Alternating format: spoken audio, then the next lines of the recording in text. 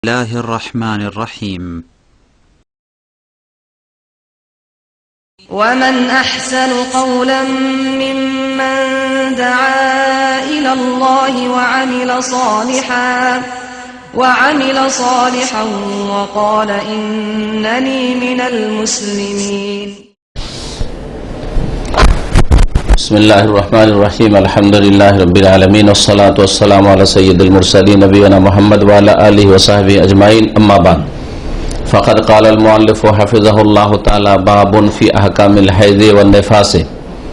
أولا الحيض وأحكامه. الحيض لغة السيلان واصطلاحا دم طبيعة وجبلة يخرج من الأنثى في أوقات معلومة. مسألة هل الحيض محدد بالسنوات أو بالأيام بحيث لا يعتبر الدم الذي يصيب المرأة حيضا شرعا إلا في سن معينة أو في أيام محدودة؟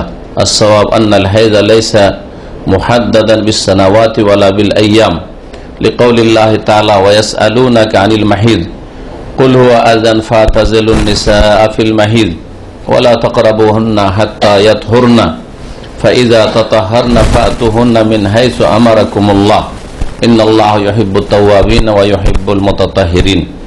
মহান আল্লাহর সমস্ত প্রশংসা যে আল্লাহ পাক রব্বুল আলামিন আমাদের সৃষ্টি করেছেন এবং আমাদের প্রত্যেককে আল্লাহ পাক যেসব প্রয়োজন রয়েছে সেসব প্রয়োজন তাদের দান করেছেন এবং আল্লাহ পাক রব্বুল আলামিন যাকে সৃষ্টি করেছেন তার সম্পর্কে তিনি সবচেয়ে বেশি জ্ঞাত। আল্লাহ পাক রব্বুল আলামিন নারী পুরুষ সৃষ্টি করেছেন এবং নারী পুরুষের প্রত্যেককে আল্লাহ পাক কিছু বৈশিষ্ট্য দান করেছেন। সালাত এবং সালাম নাযিল হয়ে মুহাম্মদ রাসূলুল্লাহ সাল্লাল্লাহু আলাইহি সাল্লামের উপর, যিনি বলেছেন যে মাসিক ঋতু এমন একটি বিষয় যেটি আদমের মেয়েদের উপর আল্লাহ পাক বিধিবদ্ধ করেছে। ইন্না হাযা আমরুন কাদ কাতাবাহুল্লাহু আলা বানাতি আদম। মাসিক ঋতু হওয়া এমন একটি বিষয় যেটা আল্লাহ পাক আদমের প্রত্যেক মেয়ের ওপর বিধিবদ্ধ করেছেন সৃষ্টিগতভাবে, অর্থাৎ সাবালিকা হলে মাসিক হবে। এর ব্যতিক্রম কোন নারী হতে পারে না। আজকে আমাদের আলোচনা হবে মাসিক ঋতু হাইজ সম্পর্কে এবং তার পাশাপাশি ইস্তিহাদা সম্পর্কে আর নিফাস সম্পর্কে। আজকে হয়তো হাইজ সম্পর্কে আলোচনা লম্বা রয়েছে, সেটাই শেষ করব, আর আগামী সপ্তাহে বাকি দুটো বিষয় ইস্তিহাজা আর রক্ত এবং নেফাসের রক্ত, এই দুটো বিষয় সম্পর্কে আলোচনা করে ইনশাআল্লাহ তাআলা বিষয়টি শেষ হবে। লেখক বলছেন বাবুন ফি আহকামিল হাইদ ওয়ান নেফাস। এই অধ্যায় হচ্ছে হাইদ, মাসিক ঋতু, ওয়ান নেফাস এবং নেফাস অর্থাৎ ছেলে মেয়ে ভূমিষ্ঠ হওয়ার পরে যে মহিলাদের ব্লিডিং হয়, এই ব্লিডিংকে, এই রক্তকে নেফাস বলা হয়। জি, প্রসূতির রক্ত। বলছেন আউয়ালান আল হায়দ ওয়া আহকামু। প্রথমত মাসিক ঋতু এবং তার বিধিবিধান নিয়ে আলোচনা করব। আল হায়দ লুগাতান, হাইজ শব্দটি যে আরবি হা ইয়া দদ, এর আবিধানিক অর্থ কি আর পারিভাষিক অর্থ কি, এর শাব্দিক অর্থ কি এবং এর শরীয়তের সংজ্ঞা কি, হাইজ কাকে বলে? বলছেন আল হায়দ লুগাতান আস-সাইলান। হাইজ শব্দের শাব্দিক অর্থ হচ্ছে প্রবাহিত হওয়া। হাদা ইয়াহিদু মানে প্রবাহিত হওয়া। এখান থেকে হৌজ, যেখানে পানি থাকে হৌজ বলে, সেখানে পানি বহানো হয়েছে বা ছাড়া হয়েছে পানি, তো এখান থেকে এই শব্দ থেকে হৌজ শব্দটি এসছে। ওয়াসতিলাহান আর শরীয়তের পরিভাষায় হাইজের অর্থ বা হাইজের সংজ্ঞা হচ্ছে যে দামু তাবিআতিন ওয়াজিবিল্লাহ। আল হাইজু দামু তাবিআতিন ওয়াজিবিল্লাহ। মাসিক ঋতু হচ্ছে প্রাকৃতিক রক্ত। প্রাকৃতিক রক্ত আল্লাহ পাক রব্বুল আলামিন প্রাকৃতিক ভাবে নারীরা বা মেয়েরা সাবালিকা হলে তাদের ক্ষেত্রে সৃষ্টিগত ভাবে আল্লাহ বিধিবদ্ধ করেছেন যে সাবালিকা হলেই এই মাসিক রক্ত আসবে। তাবিআতুন ওয়াজিবিল্লাতুন মানে সৃষ্টিগত প্রাকৃতিক রক্ত। ইয়াখরুজু মিনাল উনসা, যা নারীদের থেকে নির্গত হয়, পুরুষদের হয় না। মাসিক পুরুষদের হয় না, নারীদের হয়।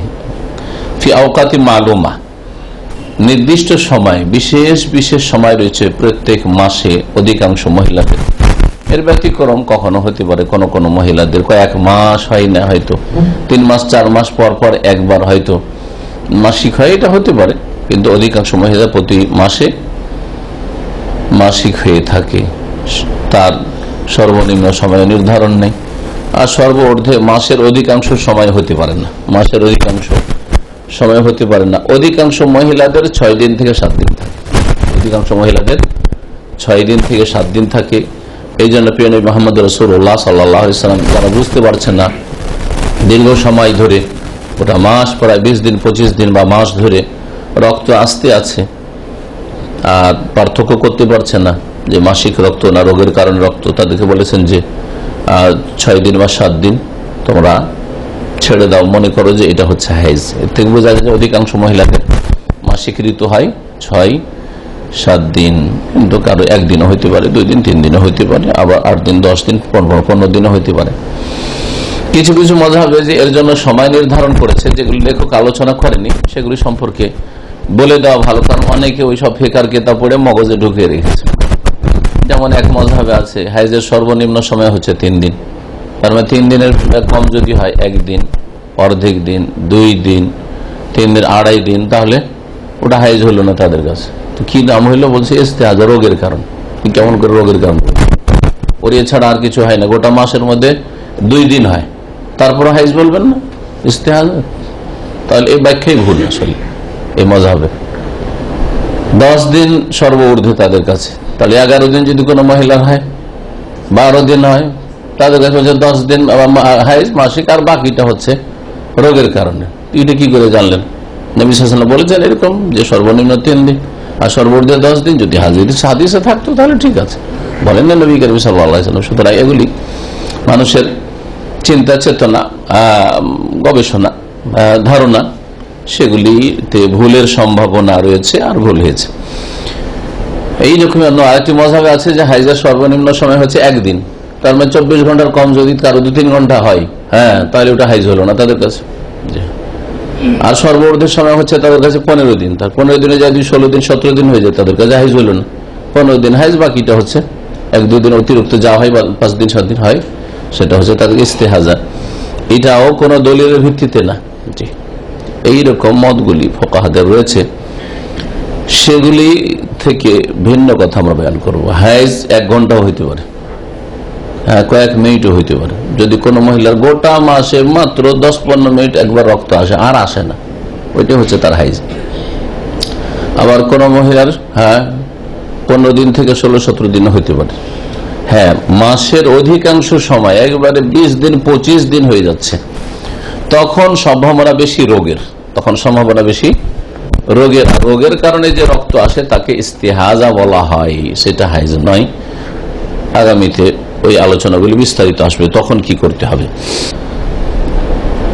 এই ছিল হাইজের সংজ্ঞা। তাহলে প্রাকৃতিক রক্ত মহিলাদের থেকে নির্গত হয় আর নির্দিষ্ট সময়, এই 3টি কথা বলেছে। অন্যরা বলেছেন আর এর চাইতে স্পষ্ট করে, যা আমরা ছোটকাল থেকে ফিকার কিতাবিতে পড়েছি, যে দামুল হাইজে দামুন, মাসিক রক্ত এমন এক রক্ত যে ইয়াখরুজু মিন কা'রি রাহিমিল মারআতি, নারীদের জরায়ুর গভীর স্থান থেকে, ভিতর থেকে বেরোয়।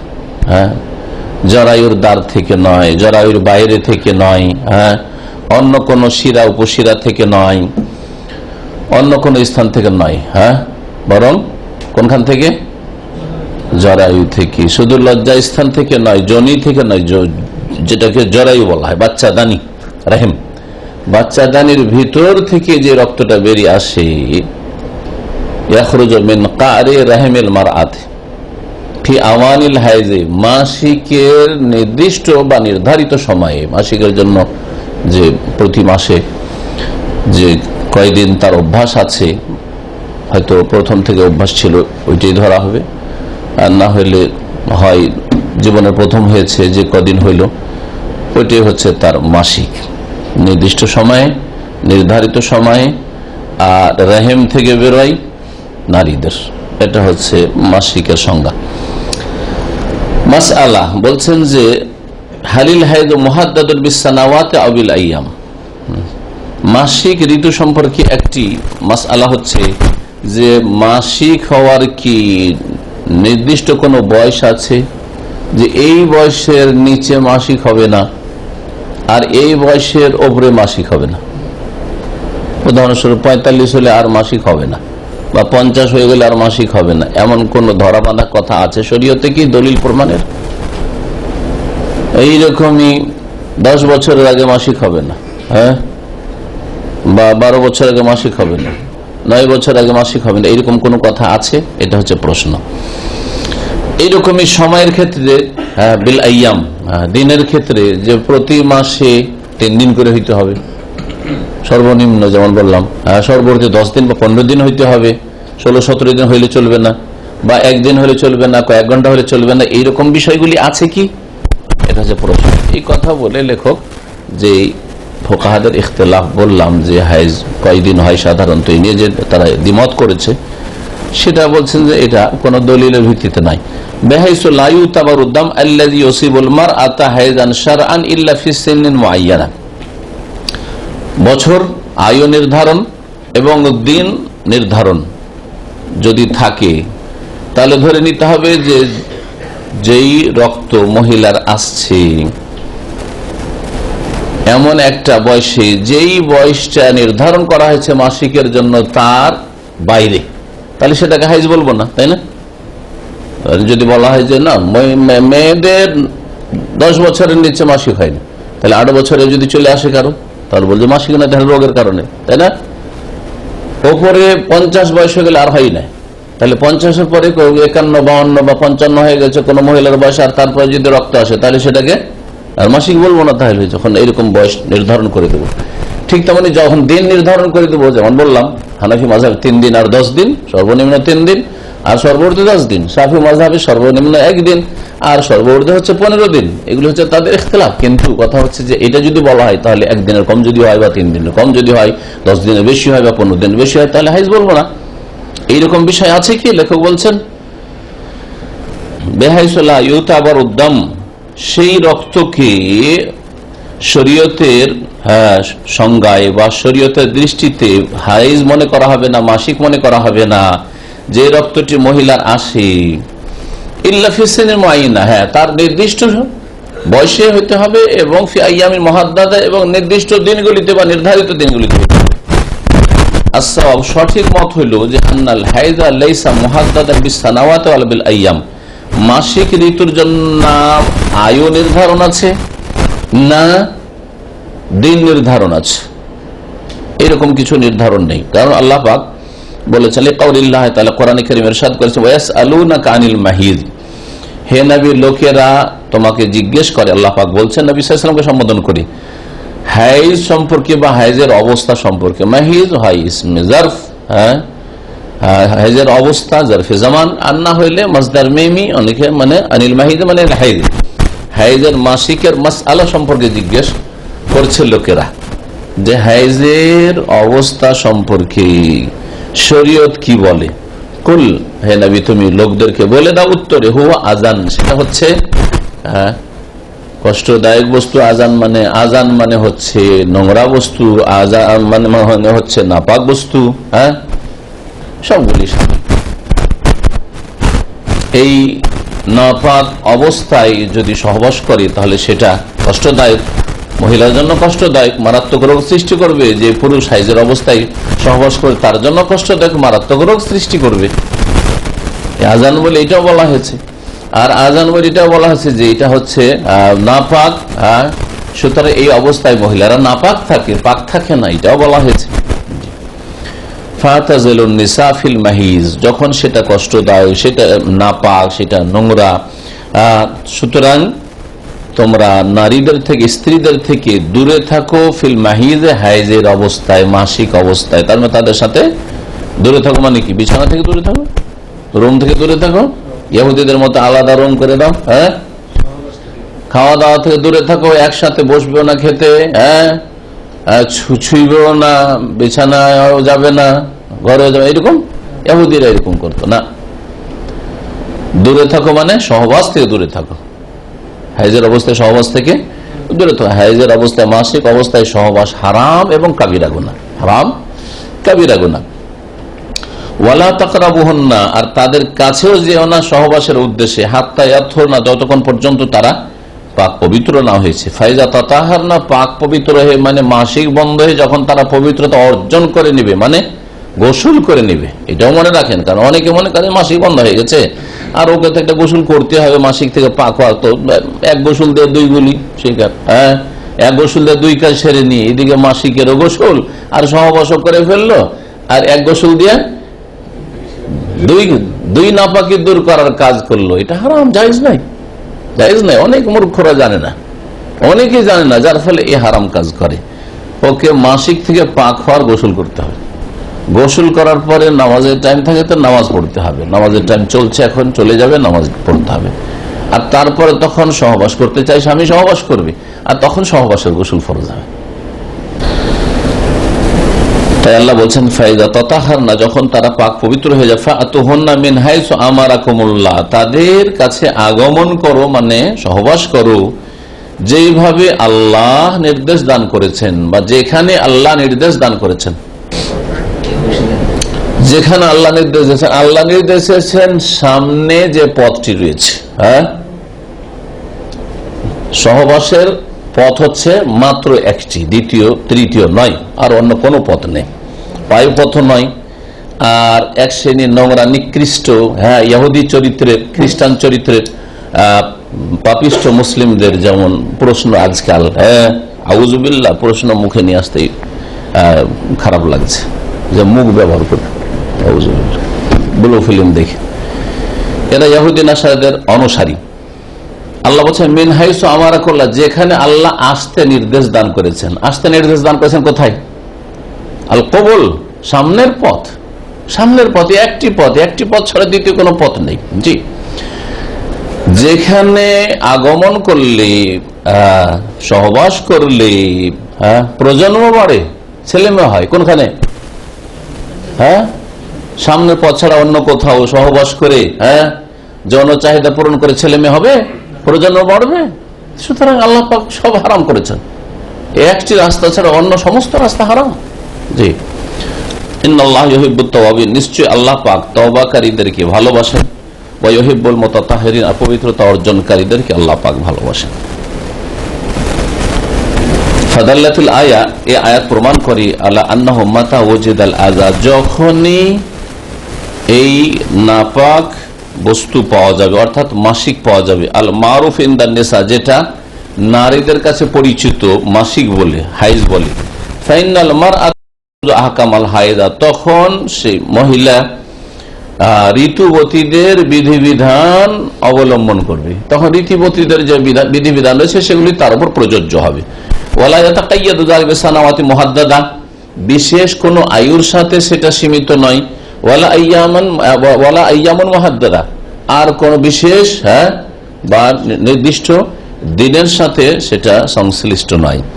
ওয়ালিল হাইদ খিলাল হাইদ ওয়া ইন্না নিহায়াতি আহকাম মুফাসসালা ফিল কিতাব ওয়াস সুন্নাহ, ঋতুবতীর মাসিক অবস্থায় এবং মাসিক শেষ হলে বেশ কিছু বিস্তারিত বিধিবিধান রয়েছে, যা বিস্তারিতভাবে বর্ণিত হয়েছে কোরআন এবং সুন্নাহ, কোরআন এবং হাদিসে। মিনহা, সেসব বিধিবিধানের এখানে বিধিবিধানগুলি এখানে বর্ণনা করা হচ্ছে। মিনহা মানে সেই বিধিবিধানগুলি এখানে বর্ণনা করা হয়েছে।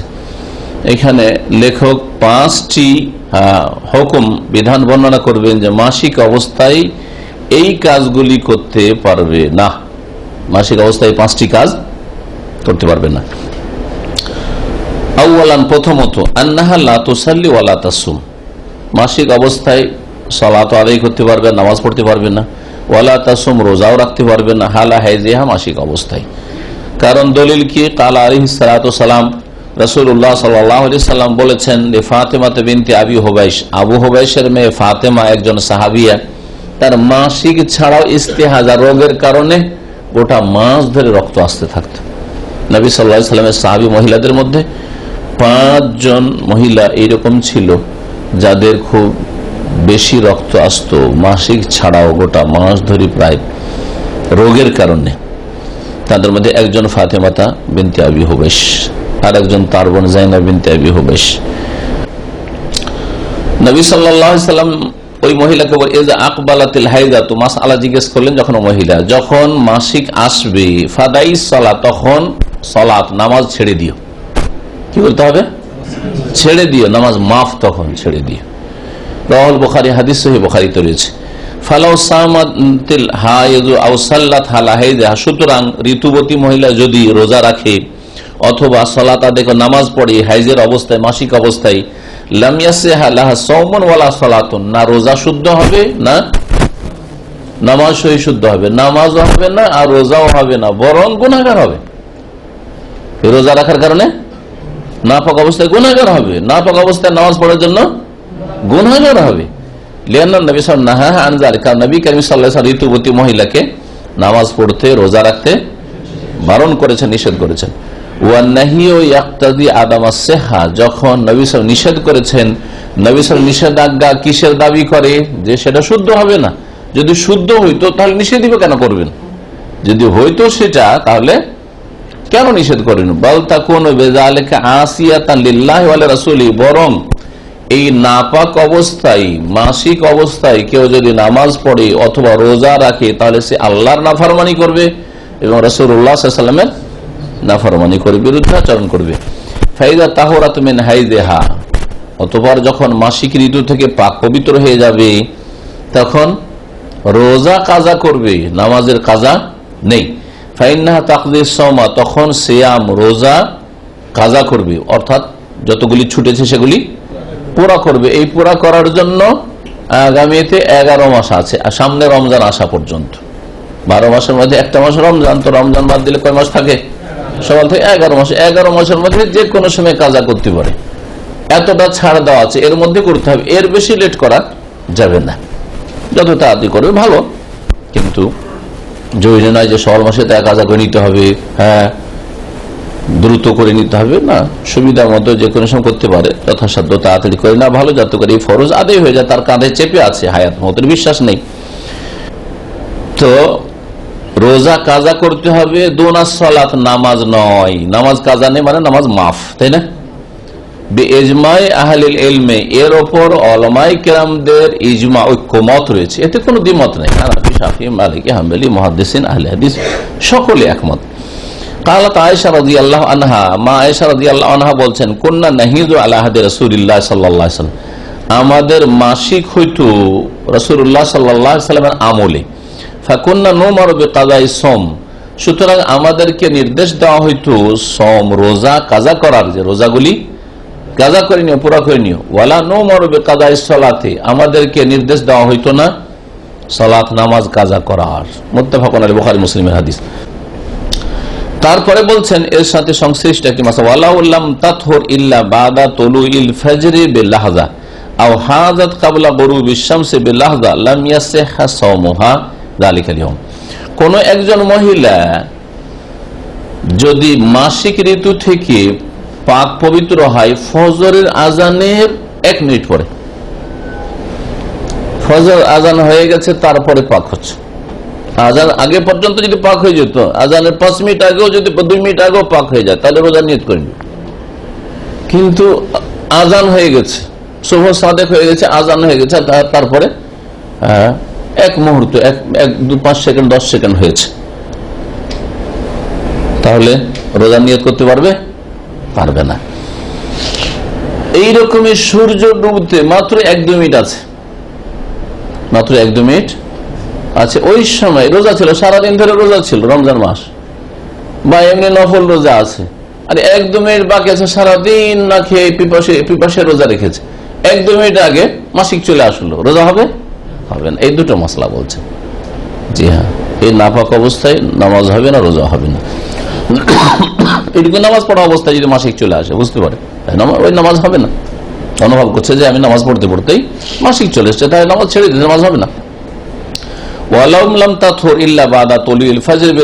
যদি কোন মহিলা ফজর উদয় হওয়ার 1 মুহূর্ত পরে পাক হয়, পাক হইল না, কখন পাক হইল? ফজর উদয় হওয়ার মানে শুভ সাদেক হওয়ার 1 মুহূর্ত পরে, মানে আল্লাহু আকবার আজান হয়েছে তারপরে, আওহাজাত অথবা মাসিক চলে আসলো কাবলা গরুবির শামস, সূর্য অস্তমিত হওয়ার পূর্বে এক মুহূর্ত পূর্বে, বেলাহাজা সূর্য অস্ত হইতে যাচ্ছে, আজান হয়নি, আজান হওয়ার 1-1.5 মিনিট আগে চেক করছে, হ্যাঁ সেই সময় দেখছে যে কি চলে এসছে, মাসিক চলে এসছে, সারাদিন রোজা ছিল, লামিয়াসিহা সাওমুহা, তাহলে রোজা তার শুদ্ধ হবে না, জালিকা ওই দিনের রোজা হবে না, ওই দিন রোজা কাজা করবে। প্রথম তাহলে একটি বিধান হলো যে ঋতুবতী মহিলা নামাজ পড়বে না আর রোজা রাখবে না, নামাজ মাফ, রোজা কাজা করবে, সংক্ষেপে এই কথা। দ্বিতীয় হচ্ছে ওয়ালা ইয়াজুজুল আন তাতুফা বিল বাইত, দ্বিতীয় মাসালা হচ্ছে যে ঋতুবতী মহিলার জন্য বাইতুল্লাহর তাওয়াফ করা যায় না। যতই টাকা খরচ করে আসে, আমি এত দূর থেকে এসেছি, তো বলি কি হজ ছেড়ে দিয়ে চলে যাবে নাকি, ওমরা ছেড়ে দিয়ে চলে যাবে? বসে থাকো, ফ্লাইট ক্যান্সেল করবো, কি করে ক্যান্সেল করো, আরো থাকো, 1 সপ্তাহের জন্য এসছো, আরো আরেক সপ্তাহ থাকো। এখান থেকে যারা যায় ওই 3 দিনে 4 দিনের জন্য অনেকে ফ্যামিলি নিয়ে যায়, আবার ফিরে চলে আসে না। নিয়ত যদি করে নিয়ে থাকে পুরা করে আসতে হবে, থাকতে হবে, ওখানে থেকে যেতে হবে। থাকতে যদি না পারে তো ঠিক আছে, থাকতে পারে, হয়তো ডিউটি আছে, চলে আসুক। আর চলে আসার পরে সপ্তাহের মধ্যে যদি পাক হয়ে যায় তাহলে সহবাস করবেন অতক্ষণ পর্যন্ত যতক্ষণ পর্যন্ত মহিলাকে নিয়ে গিয়ে আবার তার উমরার কাজ সম্পূর্ণ না করে, আবার নিয়ে যাক তারপরে সপ্তাহে, যতক্ষণ পর্যন্ত না গিয়েছে এহরামের অবস্থায় আছে, এহরামের অবস্থায় আছে। জি, হারাম তার স্বামীর জন্য যে এহরামের নিয়ত করেছে তাইফ থেকে, আর যার পর মক্কায় গিয়ে মাসিক হয়ে গেছে, তখন ফিরিয়ে নিয়ে রাউন্ড দিয়ে নিয়ে চলে আসলো আবার বৃদ্ধাম পাবে, হ্যাঁ, আর তারপরে তার সাথে সহবাস শুরু করলে এহরামের অবস্থায় তার সাথে সহবাস করছে, হারাম। বাইতুল্লাহর তওয়াফ, কাবা ঘরের তওয়াফ জায়েজ না, ভালো করে শুনে রাখেন। সাফা মারওয়ার সাই করার জন্য যদি মসজিদে না ঢুকতে হয় তাহলে সমস্যা নেই, কারণ এটা বাধা নিষেধ নেই।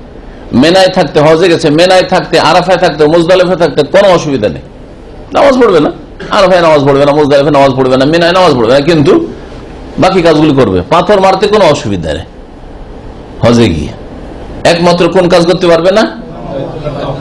জি হ্যাঁ, হাদিস আসছে মা আয়েশা রাদিয়াল্লাহু তাআলা আনহাকে নবী সাল্লাল্লাহু আলাইহি ওয়াসাল্লাম যা বলেছেন শুনেন, ওয়ালা ইয়াজুজু লান তাতুফা বিল বাইত, বাইতুল্লাহর তাওয়াফ করতে পারবে না মাসিক অবস্থায়, ওয়ালা তাজলিসু ফিল মসজিদ, এইরকম মসজিদে অবস্থান করতে পারবে না। বাইতুল্লাহর তাওয়াফ মানে তো মসজিদে ঢোকা, বাইতুল্লাহর তাওয়াফ করতে পারবে না। বাইতুল্লাহর তাওয়াফই হচ্ছে একটি ইবাদত যার জন্য তাহারাত শর্ত।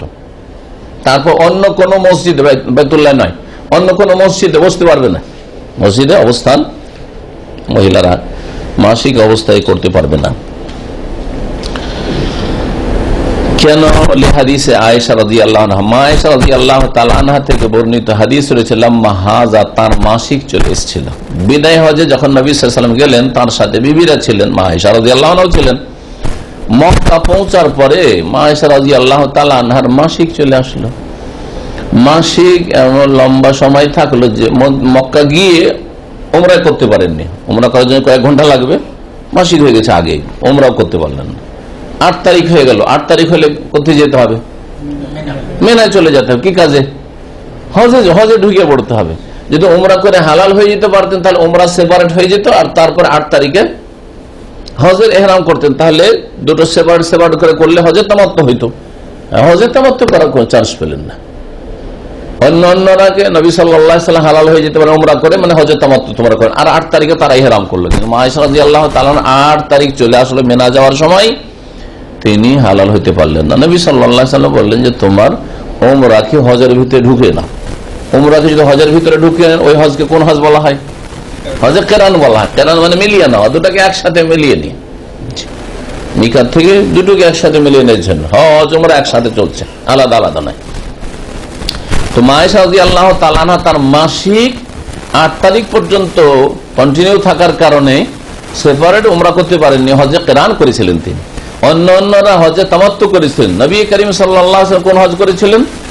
হজে কেরান করেছিলেন, কারণ তার সাথে কোরবানির পশু ছিল, আর কোরবানির পশুকেও যদি সাথে করে নিজের বাড়ি থেকে নিয়ে যায় তাহলে যতক্ষণ পর্যন্ত কোরবানির পশু তার জবাই না হবে হালাল হতে পারবে না। এই কারণে নবী সাল্লাল্লাহু আলাইহি ওয়াসাল্লামের কাছে পশু না থাকলে তিনি আকাঙ্ক্ষা করেছিলেন যে আমি যদি আগে জানতাম, কারণ তামাত্তু আগে জাহিলিয়াতের যুগ থেকেই এটাকে ছিল, আর তারপরে ইসলামেও এরকমই নিষেধ ছিল যে হজের মৌসুমে আসবে আসার পরে আলাদা আবার উমরা করবে, আবার মাঝখানে হালাল হয়ে স্ত্রী সম্ভোগ করবে, এটা চলবে না।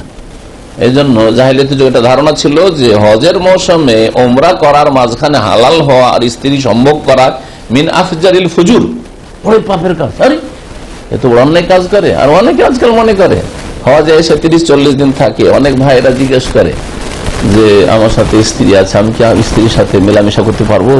তারা ভয় করছে যে মক্কা এসে ওর হজে এসছি আর তারপরে এসে আবার সহবাস করবো, অন্যায় কাজ, তাই না? অন্যায় কাজ কেমন লাগছে জানো। আর তারপরে বুড়ো মানুষ হলে তো যাই হোক চলে, কিন্তু আবার যুবক, ওই দিকেও মুসিবত। এদিকে অন্যায় মনে হয়েছে, আবার এদিকে থামতেও পারে না। হ্যাঁ, তো এইরকম লোকেরা অনেকে জিজ্ঞেস করে আমাদেরকে। তো জাহিলিয়াতের যুগে এটাকে কি মনে করা হয়তো খুব খারাপ কাজ মনে করা, যার ফলে হজে এসছো সোজা একেবারে শুরু থেকে শেষ পর্যন্ত ইহরামের অবস্থায় থাকো, তার মানে মাঝখানে হালালও হইতে পারবে না আর মাঝখানে স্ত্রীর কাছে যেতেও পারবেন না। 40 দিনের জন্য যে হাজিরা আসছে ইন্ডিয়া বাংলাদেশ থেকে, 40 দিন ইহরামে কাপড় পরে থাকতে হবে, কত কষ্টের বিষয়। আর আমার দেশের এক শ্রেণীর মোল্লা টাইপের লোকেরা, তাদের হানাফি মাযহাবে যেহেতু হজে কেরান বেশি উত্তম, সেজন্য 40 দিন ধরে ইহরামই থাকবে। অথচ নবী করিম সাল্লাল্লাহু আলাইহি ওয়াসাল্লাম সব লোককে তামাত্তু করেছেন, এত কষ্ট যেখানে আল্লাহ ছাড় দিয়ে দিয়েছেন। জাহিলিয়াতের যুগে এই ধারণা ছিল, কিন্তু আল্লাহ যখন ছাড় দিলেন যে হজে তামাত্তু, কেরান, ইফরাদ যে কোনটাই করা যায়, বরং তামাত্তুই উত্তম। কারণ নবী সাল্লাল্লাহু আলাইহি ওয়াসাল্লাম বলেছেন, আমার কাছে যদি কুরবানি না থাকতো, লাউ ইস্তাকবালতু মিন আমরি মাস্তাদবারতু মা সুকতুল হাদিয়া ওয়ালা জাআলতু উমরা, আমি যদি আগে জানতে পারতাম যে আল্লাহ কি করবেন, তামাত্তু করা ছাড় দিয়ে দিবেন, তামাত্তু নিষিদ্ধ মনে করতাম, তামাত্তু ছাড় দিয়ে দিবেন, তাহলে আমি মাসুকতুল হাদি কোরবানি পশু সাথে করে আনতাম না। আর কোরবানি পশু না নিয়ে আসলে আমার জন্য সুবিধা এই হয়তো, বলা যায় তো উমরা করে নিয়ে আমি হালাল হয়ে যেতাম আর হালাল হয়ে থাকতাম। 5 তারিখে পৌঁছেছেন, 5, 6, 7 আর 3-4 দিন হালাল হয়ে থাকতেন। আর তারপরে 8 তারিখে ইহরাম বাঁধতেন, 8 তারিখে ইহরাম বেঁধে 8, 9, 10 বাস 3 দিনের মধ্যে হালাল হয়ে গেলেন, কত সুবিধা। তো মা আয়েশা রাদিয়াল্লাহু তাআলা আনহার মাসিক চলে আসলাম মাহাদা তো ফিহি কওলুহু সাল্লাল্লাহু আলাইহি ওয়াসাল্লাম, তখন তিনি কাঁদছিলেন বসে বসে, যে কি হলো আমার হজটাই গেল, জীবনের প্রথম হজটাই গেল। তখন নবী সাল্লাল্লাহু আলাইহি ওয়াসাল্লাম তাকে সান্ত্বনা দিয়েছিলেন, ইন্না হাযা আমরুন কাদ কাতাবাহুল্লাহু আলা বানাতি আদম, বুখারী মুসলিমে রয়েছে, এটা এমন একটি বিষয় যেটা আদমের প্রত্যেক মেয়ের উপর আল্লাহ লিখে দিয়েছেন, হবে মহিলা মানে মাসিক হবেই, এটা তোমার শুধু না, যে কোনো মহিলা হবেই। সুতরাং কি করতে বলেছে এই কথা এখানে উল্লেখ করা হয়েছে, এতটুকু শুধু, ইফ আলী মা ইয়াফালুল হাজ, হাজি যা করে সব কাজ করো, গায়রা আল্লাহ তাতুফি বিল বাইত, শুধু একটি কাজ করবে না, সেটা হচ্ছে বাইতুল্লাহ খানায় কাবার কি করবে না, তাওয়াফ করবে না। মুত্তাফাকুন বুখারী মুসলিমের হাদিস। বাইতুল্লাহর তাওয়াফ নিষিদ্ধ। 3 নম্বর কাজ যেটা নিষিদ্ধ সেটা হচ্ছে ওয়াহরুম আলা যাওজিহা ওয়াতুহা ফিল ফারজি, ঋতুবতী মহিলার স্বামীর জন্য স্ত্রীর সাথে সহবাস করা কি হারাম, ইয়াহরুম হারাম ফিল ফারজি, তার লজ্জা স্থানে, হাত্তা ইয়ানকাতি হাইযুহা, যতক্ষণ পর্যন্ত মাসিক বন্ধ না হবে, ওয়া তাগতাসিল, এবং গোসল না করবে। দেখলেন এবার, একটু আগে বললাম না যে শুধু মাসিক বন্ধ হওয়া যথেষ্ট, যে মাসিক হয় না সহবাস, না, মাসিক বন্ধ হবে, তারপরে না পাক হয়েছে গোসল করবে, পাক হবে, তারপরে সহবাস করবে। قال الله تعالى, মহান আল্লাহ বলেন, ওয়া ইয়াসআলুনাকা আনিল মাহিদ কুল হুয়া আযান ফাতাযিলুন নিসা ফিল মাহিদ ওয়া লা তাকরাবুহুন্না হাত্তা ইয়াতহুরনা ফাইদা তাতাহারনা ফাতুহুন্না মিন হাইসু আমারাকুমুল্লাহ, যখন পবিত্রতা অর্জন করে নেবে, মানে স্ত্রী গোসল করে নেবে, তখন আল্লাহ যেখানে আসতে নির্দেশ দেয় সেখানে আসো। ইন্নাল্লাহা ইউহিব্বুত তাওয়াবিন ওয়া ইউহিব্বুল মুতাতাহহিরিন, সূরা বাকারা আয়াত নম্বর 222। ফাতাযিলুহুন্না, ইতিজাল, দূরে থাকো মানে তারকুল ওয়াত, সহবাস পরিত্যাগ করো, সহবাস করিও না এই অবস্থায়। প্রিয় মুহাম্মদ রাসূলুল্লাহ সাল্লাল্লাহু আলাইহি ওয়াসাল্লাম বলেছেন, আনাস রাদিয়াল্লাহু তাআলা আনহু থেকে বর্ণিত হাদিস রয়েছে, ইসনাউ কুল্লা শাইইন ইল্লা নিকাহ, ঋতু অবস্থায় স্ত্রীর সাথে সব কিছুই করতে পারো, ইল্লা নিকাহ, সহবাস ছাড়া। নিকাহ মানে সহবাস। নিকার শাব্দিক অর্থ দুটি, নিকার একটি অর্থ হচ্ছে বিবাহ, জাওয়াজ, আর নিকার আরেকটি অর্থ হচ্ছে সহবাস। জি, তো এখানে কি সহবাস করতে পারো না, ঋতুবতী মহিলার সাথে সহবাস করা যায় না, বিয়ে করা যায় না, বিয়ের দিন যেদিন কবুল করছেন স্ত্রীকে সেই দিন মাসিক আছে, কবুল করা যায় না? যায় না? কবুল করা যায়। তো নিকাহ মানে তাহলে বিয়ে নাই। হাদিস সহিহ মুসলিমের অফিল আফদিন। আচ্ছা, নিকাহ মানে যে সহবাস, এর দলিল হচ্ছে আর এক হাদিস আছে, ইসনাউ কুল্লা শাইইন ইল্লাল জিমা। জিমা মানে সহবাস, সহবাস ছাড়া সবকিছুই করতে পারো। সহবাস ছাড়া সবকিছু মানে আলিঙ্গন করতে পারো, জড়িয়ে ধরতে পারো, চুমন দিতে পারো, তারপরে বস্ত্রহীন হয়ে শরীরে শরীর লাগাতে পারো, কিন্তু যাতে করে এইগুলো করা কোথায় না পৌঁছায়, সহবাসে, হারাম সহবাসে না পৌঁছায়। জি, এক বিছানায় ঘুমাতে পারো, কোনো অসুবিধা নেই। ওয়াজুজু লিজাওজিল হাইজি আন ইস্তামতিআ মিনহা বিগাইরিল জামাই ফিল ফারজি।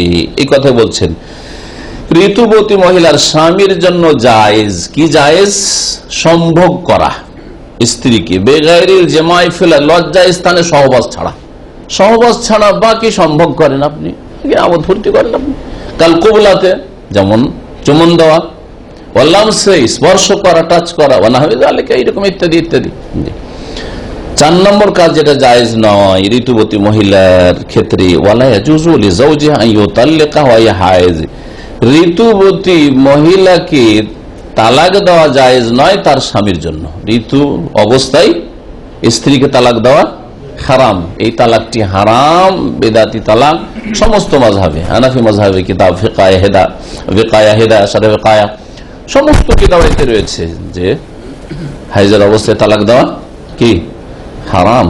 এইরকমই একসাথে 3 তালাক দেওয়া হারাম। এগুলো সব হারাম, আর এগুলি কাজই করে। তালাক দেওয়ার ক্ষেত্রে রাগ উঠলেই হইলো, হাইজে আছে না ভালো অবস্থায় আছে, কোনো কিছু দেখা দেখে। তালাক দেওয়ার জন্য সুন্নতি সময় কোনটা? সেটা হচ্ছে মাসিক ঋতু থেকে পাক হওয়ার পরে সহবাস যেন না হয়। বিনা সহবাসে তালাক দিতে হবে, কারণ সহবাস হইলেই সম্ভাবনা আছে বাচ্চা ধরে যাওয়ার। তালাক দিয়ে দিচ্ছেন আপনি, সহবাস করার পরে বাচ্চা যদি ধরে যায়, তাহলে মহিলাকে 9 মাস 10 মাস ফাঁসিয়ে রেখে দিলেন আপনার সাথে, ইদ্যত কাটাইতে হবে, 9 মাস কাটাইতে হবে। পক্ষান্তরে যদি মাসিক থেকে পাক হওয়ার সাথে সাথে তালাক দিতেন, তাহলে 3 মাসিকের মাধ্যমে 3 মাসে কি হয়ে যেত, সে ইদ্যত তার খতম হয়ে যেত, তারপর 3 মাস পরে বিয়ে বসতে পারতো সে অন্য জায়গায়, আপনার সাথে এরকম বাধা থাকতো না 9 মাস ধরে। জি, তারপরে আরেকটা বড় হিকমত রয়েছে এতে, এই যে সময় বেঁধে দেওয়া হয়েছে যে এমন সময় তালাক দিতে হবে, কোন সময়? মাসিক থেকে পাক হয়েছে আর সহবাস হয়নি, এই সময়টাই তালাক দেওয়া। মানে যখন তখন রাগ উঠলেই তালাক না, রাগ উঠলেও তালাক দেওয়া যাবে না, কারণ এখন মাসিক অবস্থায় আছে রে, বা এই পাক অবস্থায় আছে, কিন্তু আমি এই তোহর অবস্থায়, পবিত্র অবস্থায় আমি সহবাস করে ফেলেছি, সুতরাং রাগ উঠলে এখন তালাক দেওয়া যাবে না, আমার জন্য জায়েজ নয় তালাক দেওয়া। এই করতে করতে 2-4 দিন 10 দিন 20 দিন যেতে কি হয়ে গেল, রাগ ঠান্ডা হয়ে গেছে, কোথায় চলে গেছে রাগ, ঠিক কিনা? তারপরে মাসিক অবস্থায় সপ্তাহখানেক 8 দিন 10 দিন ধরেন স্ত্রীর কাছে যেতে পারতেন না, এতে উগ্র মেজাজ হয়ে আছে যুবক মানুষ, মেজাজ গরম হয়ে আছে, এমনি তার মাথা গরম হয়ে আছে, ঠিক কিনা? মাথা গরম হয়ে আছে, এই সময় রাগারাগি হওয়া স্বাভাবিক হয়ে যেতে পারে, এই সময় তালাক দেওয়া যাবে না। এই সময় তালাক দেওয়া যাবে না। মাসিক থেকে পাক হয়েছে সেই সময় ইসলাম তালাক দিতে বলছে। মাসিক থেকে পাক হয়েছে, এখন আপনার আকর্ষণ ওর দিকে বেড়ে গেছে, আরে তালাক দেবে, এখন তো আমার প্রয়োজন, ওকে ছাড়া তো আমি থাকতে পারবো না, ঠিক না? বুঝছেন কি না? এই সময় তালাকের চান্সটা খুব কম, তালাকের সম্ভাবনা খুবই কম, কারণ আপনার প্রয়োজন ওর দিকে চাহিদা। এই সময়টা তালাক। আর রাগারাগি হয়েছে 2-4 দিন আগে হয়েছে, ঠান্ডাও হয়ে গেছে, আর ওর দিকে আকর্ষণও বেড়ে গেছে। তাই বলছেন যে স্বামীর জন্য স্ত্রীকে হাইজ মাসিক অবস্থায় তালাক দেওয়া জায়েজ নয়। কাল আল্লাহ তাআলা মহান আল্লাহ ইরশাদ করেছে, ইয়া আইয়ুহান নবী, হে নবী সাল্লাল্লাহু আলাইহি ওয়াসাল্লাম, ইযা তাল্লাকতুমুন নিসা, যখন তুমি অথবা তোমার উম্মতের লোকেরা তালাক দেবে নারীদেরকে, স্ত্রীদেরকে, ফাতাল্লিকুহুন্না লিইদ্দাতিহিন্না, তাদেরকে তালাক দিও তাদের ইদ্দতের সময়, লিইদ্দাতিহিন্না লিওয়াক্তি ইদ্দাতিহিন্না, এর তাফসীর সূরা তালাকের প্রথম আয়াত। তাদের ইদ্দতের সময়, তাদের ইদ্দতের সময় মানে তাহেরাতিন মিন গায়রি জামাইন, পবিত্র অবস্থায় বিনা সহবাসে, পবিত্র হয়েছে সহবাস হয়নি, এই সময়টাই তালাক দিয়ে। এই আয়াতের তাফসীর হচ্ছে নবী করিম সাল্লাল্লাহু আলাইহি ওয়াসাল্লামের এই হাদিস, উমর রাদিয়াল্লাহু তাআলা ছেলে আব্দুল্লাহ আব্দুল্লাহ বিন ওমর তালাক দিয়ে দিয়েছিলেন স্ত্রী। ওমর রাদিয়াল্লাহু তাআলা এসে নবী সাল্লাল্লাহু আলাইহি ওয়াসাল্লাম বললেন, ইয়া রাসূলুল্লাহ, আমার ছেলে আব্দুল্লাহ তার স্ত্রীকে তালাক দিয়েছে, মাসিক অবস্থায় তালাক দিয়েছে। নবী সাল্লাল্লাহু আলাইহি ওয়াসাল্লাম কি বলেছিলেন শোনেন, বলছেন ওয়াকাদ আমার নবী সাল্লাল্লাহু আলাইহি ওয়াসাল্লাম ইবনে ওমর, আব্দুল্লাহ বিন ওমরকে নবী করিম সাল্লাল্লাহু আলাইহি ওয়াসাল্লাম নির্দেশ দিয়েছিলেন, লাম্মা তাল্লাকা ইমরাতাহু ওয়া হিয়া হায়দুন, যখন তিনি তার স্ত্রীকে ঋতু অবস্থায় তালাক দিয়েছিলেন, ইউরাজিয়াহা, কি নির্দেশ দিয়েছিলেন, ফিরিয়ে নাও, এই তালাক চলবে না, কি করো, ফিরিয়ে নাও। সুম্মা ইউতাল্লিকুহা, তারপরে তালাক দাও, হালা তোহরিহা, তার পবিত্র অবস্থায়। পাক অবস্থায় তালাক, না পাক অবস্থায় তালাক দেওয়া যাবে। ইন আরাদা, যদি তালাক দিতে চাও তাহলে পাক পবিত্র অবস্থায় তালাক দাও। মুত্তাফাক বুখারী মুসলিমের হাদিস। এই তালাক তাহলে মাসিক অবস্থায় দেওয়া হালাল না হারাম? হারাম। কিন্তু কেউ যদি এই হারাম অবস্থায় তালাক দিয়ে দেয় সে গুনাহগার। কিন্তু তালাক হবে কিনা, তালাক হবে কি হবে না, হ্যাঁ আপনার ফতোয়া দিয়ে দিল, বড় বড় আলেমরা হিমশিম খাচ্ছে ফতোয়া, এটাই হচ্ছে মুশকিল। হ্যাঁ, দলিল যদি জিজ্ঞেস করি, দলিল কি হয়ে যায়? আচ্ছা ঠিক আছে, শুনে ফতোয়া দিলাম, ঠিক আছে, বলা ঠিক আছে, কিন্তু কথা হচ্ছে দলিল কি? ইমাম আবু হানিফা রাহিমাহুল্লাহ এই কথাই বলেছেন মুফতি রেখে, লা ইয়াহিল্লু লিআহাদিন আন ইফতিয়া বিকালামি মা লাম ইয়ারিফ দলিলি, যতক্ষণ আমার দলিল না জানলো যে আমি কোন দলিলের ভিত্তিতে বললাম, ততক্ষণ আমার কোন কথা শুনে যে আবু হানিফা রাহিমাহুল্লাহ বলেছেন ফতোয়া দিয়ে দিল, এই ফতোয়া চলবে না। বুঝা গেছে? ফতোয়া আলমগিরিতে আছে, আর ফতোয়া স্বামীতে আছে, আর হেদায়েত আছে, বেকায়েত আছে, এগুলো হচ্ছে মানুষের কথা। রসুল কি বলেছেন, আল্লাহ কি বলেছেন, যতক্ষণ কোরআন হাদিসের দলিল না জানবে কোন লোকের ফতোয়া দেওয়া জায়েজ নয়। এটা ইমাম আবু হানিফা বলছে, এটা হচ্ছে হানাফি মাযহাবের ইমামের কথা।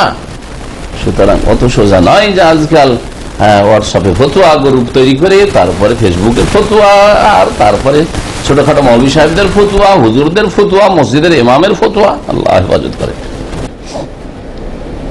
নবী করিম সাল্লাল্লাহু আলাইহি ওয়াসাল্লাম আব্দুল্লাহ বিন ওমরকে বলেছেন ফিরিয়ে নাও, ইউরাজিয়াহা, ফিরিয়ে নাও। এই কথা থেকে প্রমাণিত হয় যে তালাক তাহলে হয়ে গেছে। এই তোর স্ত্রীকে ফিরিয়ে নেয়, তার মানে বেরিয়ে গেছে, তাই না? বেরিয়ে গেছে, তালাক হয়ে গেছে। এটা হচ্ছে দলিল। অধিকাংশ ওলামাদের মত এটি। তবে শাইখুল ইসলাম ইবনে তাইমিয়া রাহমাতুল্লাহ আলাইহি তার মত ব্যতিক্রম। তিনি বলছেন যে মাসিক অবস্থায় তালাক দেওয়া যেহেতু হারাম আর বিদআত, আর বিদাতি কাজ করলে সেটা রিজেক্ট হয়ে যায় ওই হাদিসের ভিত্তিতে, মানে আমেল আমর আলাইহিস আলী আমর রাফাহু রাদ্দুল, প্রত্যাখ্যাত। তার মত যে এই তালাক গণ্য হবে না। কিন্তু আল্লাহু আলাম অধিকাংশ ওলামারা বলছেন তালাক হয়ে যাবে। আর তাদের দলিল এই হাদিসটি, ইউরাজিয়া, ফিরিয়ে নাও, তাহলে এক তালাক হয়ে গেছে, তিনটা গুলির মধ্যে একটা চলে গেছে। তারপরে তালাক দাও কখন? পাক হওয়ার পরে। পাক হয়েছে, এখন তো চাহিদা ওইদিকে আছে, তালাক দিতে আর মনে চাইবে না, তো রেখে নিবে। তখন দোষ ত্রুটি থাকলো, যাক, নিজেও কিছু ডিসকাউন্ট করলাম, ওকেও কিছু মানিয়ে নিলাম, হবে না? হবে না? হ্যাঁ জি। এই জন্য গরমে আজকাল তালাক, এই প্রবাসীরা যে তালাক দেয় এমন এমন ক্ষেত্রে হাসি লাগে দেখে। কি জন্য তালাক দিয়েছে? আমার মায়ের বিনা হুকুমে তুই যাবি না, তোর বাপের বাড়ি চলে গেছে, তালাক দিয়েছে। তালাক বেকুব সব এগুলো, বেকুব। তোর বাপের বাড়ি যেতে পাবি না, চলে গেছে। তোর বোনের বাড়ি যেতে পাবি না, চলে গেছে, তালাক। সাথে সাথে তালাক, টেলিফোনে তালাক, বুঝা না, সুজা না, কিচ্ছু না, মূর্খ। আর তালাক দেওয়ার পরে সাথে সাথে তখন লজ্জিত, অনুতপ্ত, হাই কি করলাম, হাই কি করলাম। আর তারপরে এক তালাক না, এক তালাক জানেই না আমাদের দেশের লোক। হ্যাঁ, মযহাবধারীরা এক তালাক জানেই না, ওই একসাথে তিন তালাক, তিন ছাড়া ওই দুইও জান না। অথচ আল্লাহ বলছে আত-তালাক মাররাতান, একবার একবার করে দাও, একবার একবার করে দুইবার দাও, দুইবার তোমার ফেরাবার চান্স আছে। ফাইন তাল্লাকা, তারপরে তিনবারের বেলা আর চান্স নেই, আল্লাহ বলছেন সূরা বাকারা। মাররাতান মানে কি? মাররা মানে কি? একবার। মাররাতান মানে দুইবার, তো দুইবার দিয়ে ফেরাবার চান্স আছে। তার বোঝা গেল একবারে তিন তালাক দেওয়ার জন্য আল্লাহ তালাক দেননি। তালাকের বিধান আল্লাহ কি জন্য দিয়েছেন? তিনবারে দেওয়ার জন্য। হ্যাঁ, এক তালাক দিয়ে চিন্তা করেন ডাকতে পারবো কি পারবো না, সে আমার সাথে চলতে পারবে কি পারবে না। হ্যাঁ, তাও তালাক সব শেষে, সব শেষে তালাক, সমস্ত রকমের চেষ্টা ফেল, তখন এক তালাক। সব চেষ্টা, তার খরচ বন্ধ করলাম, তার সাথে কথা বন্ধ করলাম, তার সাথে শোয়া বন্ধ করলাম ইত্যাদি। হ্যাঁ, মারধর একটু করলাম না, কিছুই তো কিছুই হয় না। বুঝাবার চেষ্টা করলাম, সালিশ করলাম, ওর বাপ মাকে বললাম, কিচ্ছু হচ্ছে না। দুই পক্ষ থেকে বসালাম, এদিকে ওই দিক থেকে। আগামী সপ্তাহে তাফসীর ইনশাআল্লাহ তো ওই আয়াতগুলি আসবে। জি। আমাদের সেন্টারে যে তাফসীর হয়। তো এই সবগুলি যখন ব্যর্থ তখন শেষখানে তালাক, সেটাও ঠান্ডা মেজাজে, যখন আপনার সেদিকে চাহিদা বেশি, এখন দরকার আপনার, ওই সময় এখানে তালাক দিতে বলতে দাও, দিতে দাও। তার মানে কখন তালাক দেবেন? মাসিক থেকে পাক হচ্ছে, আপনার আকর্ষণ তার দিকে বেড়ে আছে, সেই সময় তালাক দিচ্ছেন। তার মানে এই স্ত্রীকে নিয়ে করে খাওয়া মোটেই যাবে না, একে ফিরিয়ে নেওয়ার প্রশ্নে উঠে না। হয় মোটেই নামাজ পড়ে না, হ্যাঁ, না হইলে ফাহিশা অশ্লীলতায় ব্যভিচারে লিপ্ত হয়েছে, না হলে হয়তো আপনার বাপ মাকে মেরেছে, এই ধরনের অপরাধ করেছে, অথবা আপনার জানের আশঙ্কা আছে যে স্ত্রীকে রাখলে আমাকে কখন মেরে দিবে, বিষ খাওয়িয়ে দিবে। এইগুলো হচ্ছে তালাক দেওয়ার ক্ষেত্র। আর তালাক দেওয়ার ক্ষেত্রে এই নাই যে আমার একটা কথা শুনলো না, এই করলো সেই করলো, আশ্চর্য মূর্খ লোকরা। তো নবী করিম সাল্লাল্লাহু আলাইহি ওয়াসাল্লাম তালাক দিতে বলেছিলেন কখন?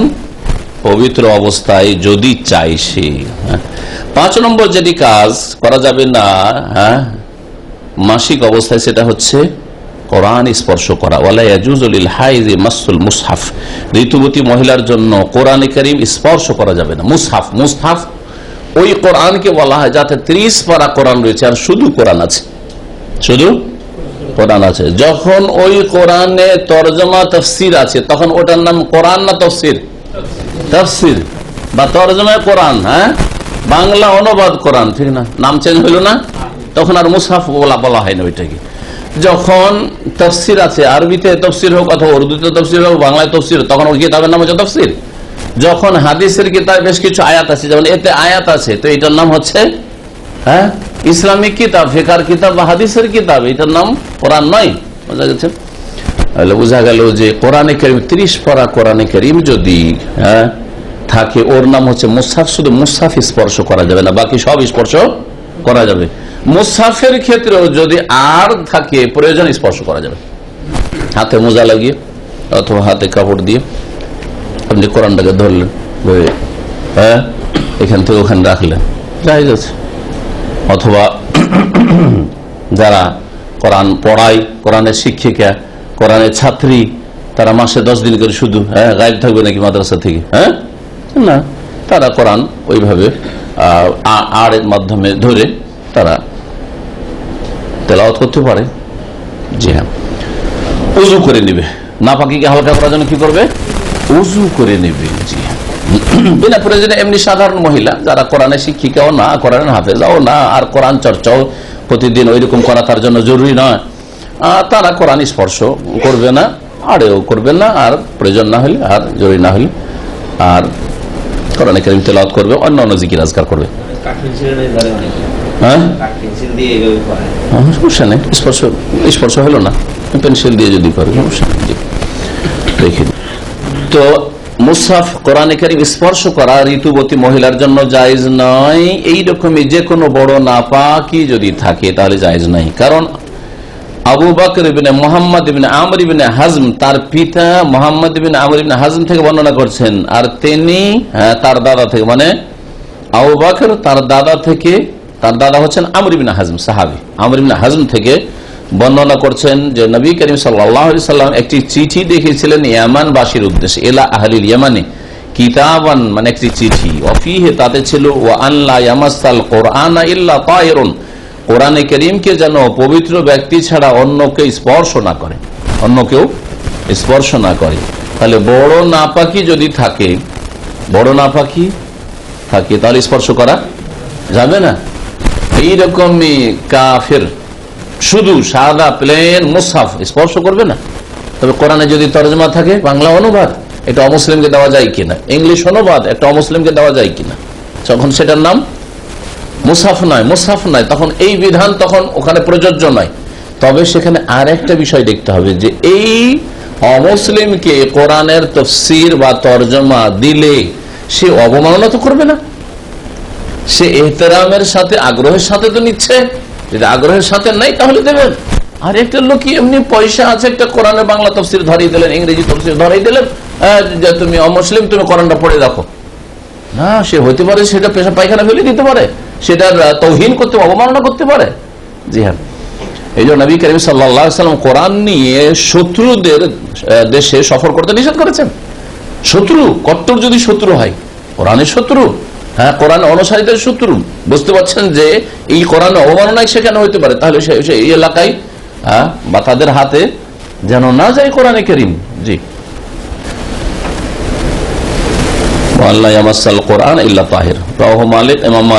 বর্ণনা করেছেন, ইমাম নাসাই বর্ণনা করেছেন, দারাকুতনি বর্ণনা করেছেন। তোহর, তোহর কাকে বলে? তোহর মানে পবিত্রতা। হাইজের বিপরীত হচ্ছে তোহর, পবিত্রতা। হুয়া ইনকিতাউদ্দাম, রক্ত বন্ধ হওয়া। রক্ত বন্ধ হয় হচ্ছে পবিত্রতা। আলামতুত তোহর, পাক হয়েছে, পবিত্র হয়েছে মাসিক থেকে। এটা কেমন করে বুঝবেন? এর লক্ষণ হচ্ছে দুইটি, সেই আনে দুটি বস্তু। এক নম্বর হচ্ছে আল কুসাতুল বায়দা, সাদা স্রাব। সাদা স্রাব একটা রোগের জন্য সাদা স্রাব, ওইটা নাই। মাসিক শেষ হওয়ার পরে, মাসিক তো রক্ত লাল আসছিল, আর তারপরে সাদা সাদা পানির মতো আসছে, যদি এরকম আল কুসাতুল বায়দা।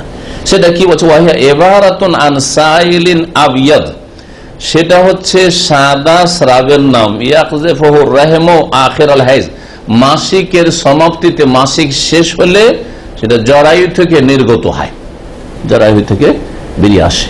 যদি দেখা যায় যে আর লাল রক্ত নেই, সাদা সাদা কিছু বেরিয়ে আসছে, তাহলে জানতে হবে যে কি হয়ে গেছে, পাক হয়ে গেছে। এটা একটা লক্ষণ। আর এক দ্বিতীয় লক্ষণ হচ্ছে আল জাফাফ, শুষ্কতা। মাসিক আসছিল, আস্তে আস্তে শুকিয়ে গেছে, আর কিছু আসে না, সাদা পানির মতো আসে না, আর রক্ত আসে না। এটা কেমন করে বুঝবেন? বেআইনি আনকাতিআদ দাম, রক্ত বন্ধ হয়ে গেছে। ওয়ালা তাতাগাইয়ারু মাহুল কুতনা, রক্ত বন্ধ হইল কি হইল না পরীক্ষা করার জন্য শরীয়তের হুকুম হচ্ছে যে একটু তুলো নিয়ে, তুলোর টুকরো নিয়ে লজ্জা স্থানে দিয়ে পরীক্ষা করে দেখবে। তুলোটা ফিরিয়ে নেবে, একটু দেওয়ার পরে দেখবে যে ওতে লাল হচ্ছে কিনা, তাতে সহজে বোঝা যাবে।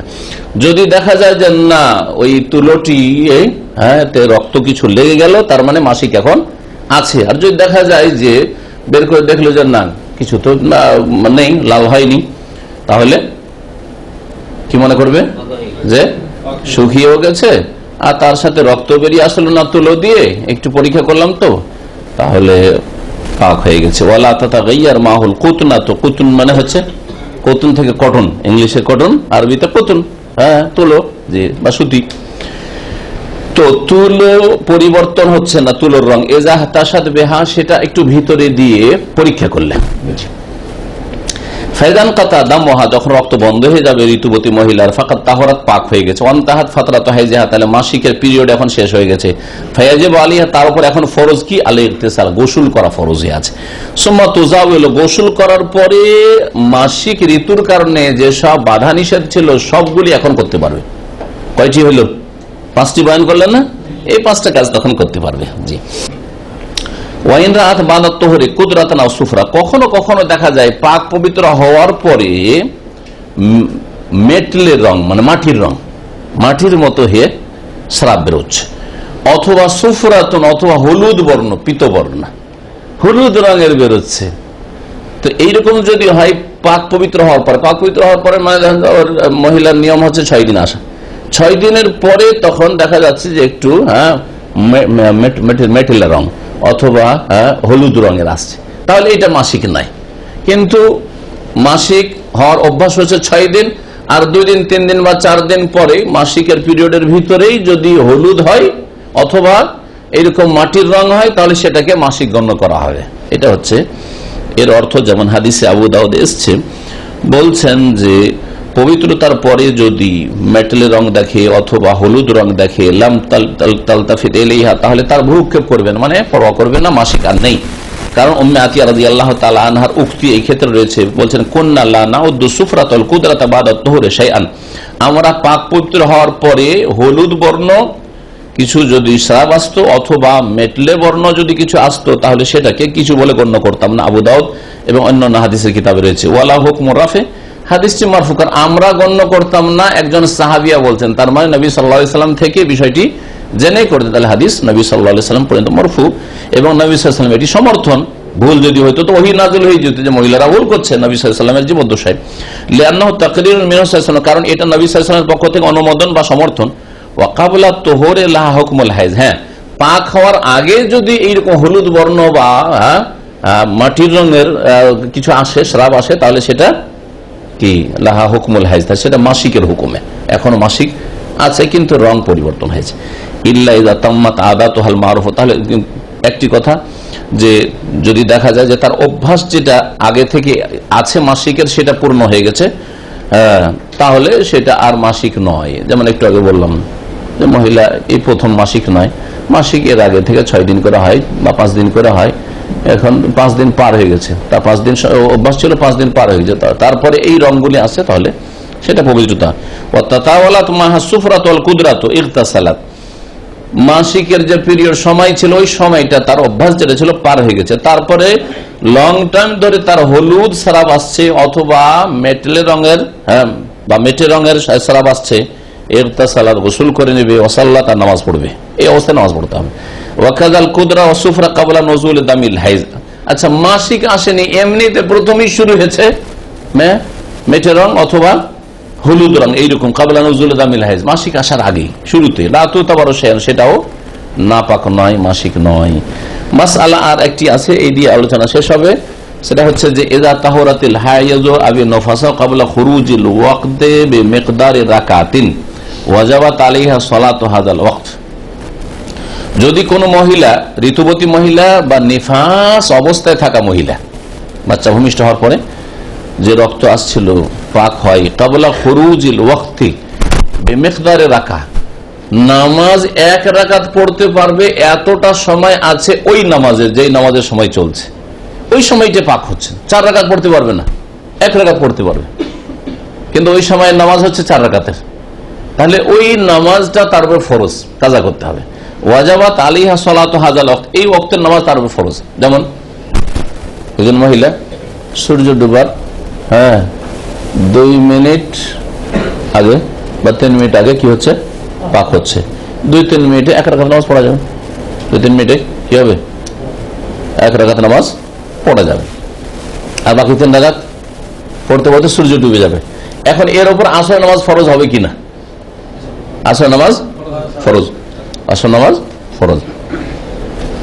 দলিল এখানে লেখক উল্লেখ করেন, দলিলটি বলে দিলে ভালো। নবী কারীম সাল্লাল্লাহু আলাইহি ওয়াসাল্লাম বলেছেন, কোন মানুষ যদি দেখে যে অনিচ্ছাকৃত ঘুমিয়ে গেছিল অথবা ভুলে গেছিল অথবা ভুলে গেছিল, আর তারপরে উঠেছে দেখছে সূর্য ডুবতে যাচ্ছে, উজু করতে করতে দেখলো যে আর আমার 2 মিনিট আছে, এই 2 মিনিটে 1 রাকাত নামাজ পড়তে পারবো, আর বাকি 3 রাকাত পড়তে পারবো না, তো তখন নামাজ শুরু করবে না করবে না? শুরু করে দিবে। 1 রাকাত ওয়াক্তে পড়বে না, আর বাকি 3 রাকাত সূর্য ডুবছে বা ডুবে গেল তারপরে পড়বে। মান আদরাকা রাকাতান মিন সালাতিল আসরি ক্বাবলা আন তাগরুবা শামস, কেউ যদি 1 রাকাত নামাজ পায় সূর্য ডুবার আগে আসরের, ফাকাদ আদরাকাহা, তাহলে সেই নামাজ পেয়ে গেল, বাকি 3 রাকাত পড়ে নেবে। এইরকম ফজর নামাজ 1 রাকাত পড়া, উজু করে দেখছেন যে আমার 2 মিনিট আছে, 1 রাকাত পড়া হবে, আর 1 রাকাত আমাকে সূর্য ওঠার সময় পড়তে হবে, এটা মনে করলাম যে না সূর্য ওঠার সময় তো পড়া নিষেধ, না, 1 রাকাত পড়ে না, আর বাকি 1 রাকাত সূর্য ওঠার সময় পড়ে, স্পষ্ট হাদিস রয়েছে।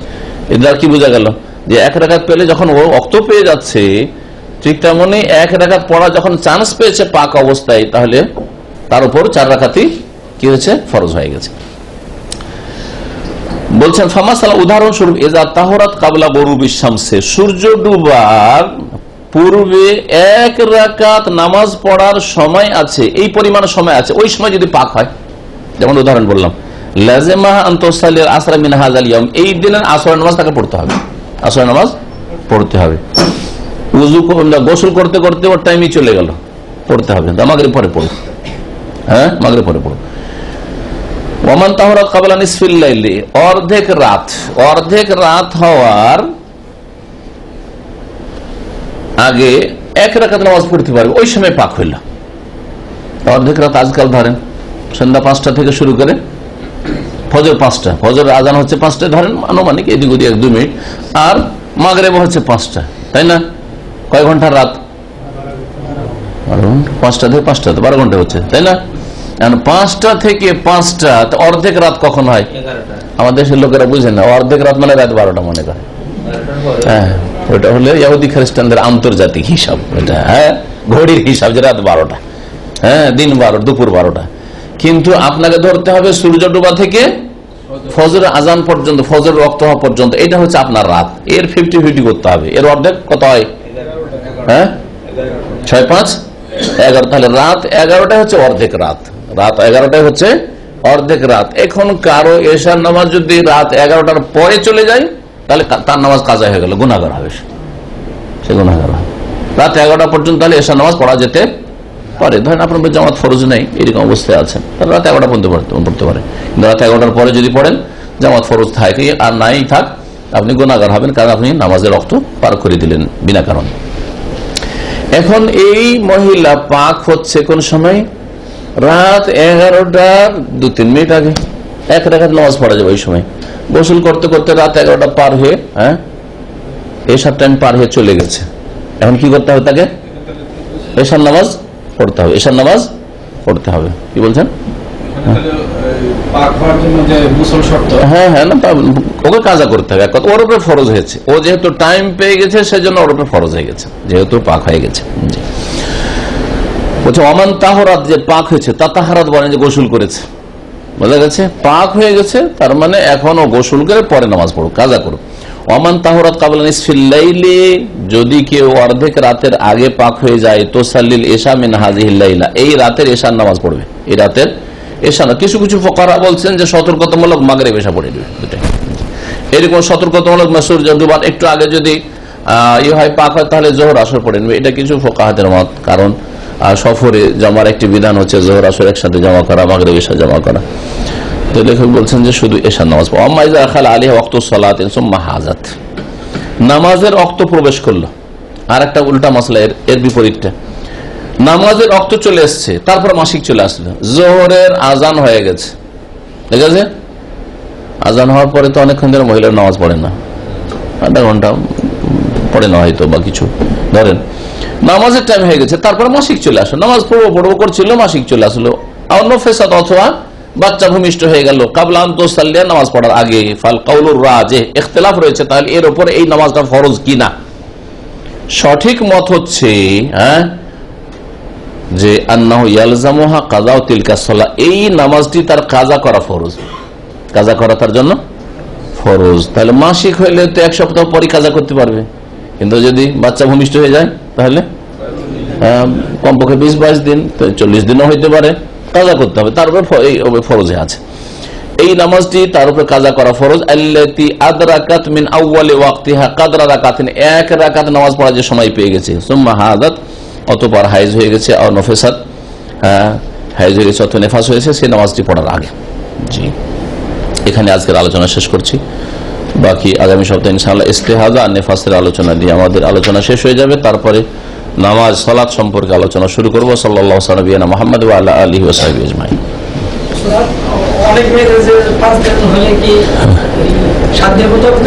না, মাসিক বললাম 1 ঘন্টা হইলে 1 ঘন্টায়, 1 ঘন্টা যদি থাকে তো 1 ঘন্টায় গোসল করে নামাজ পড়ো।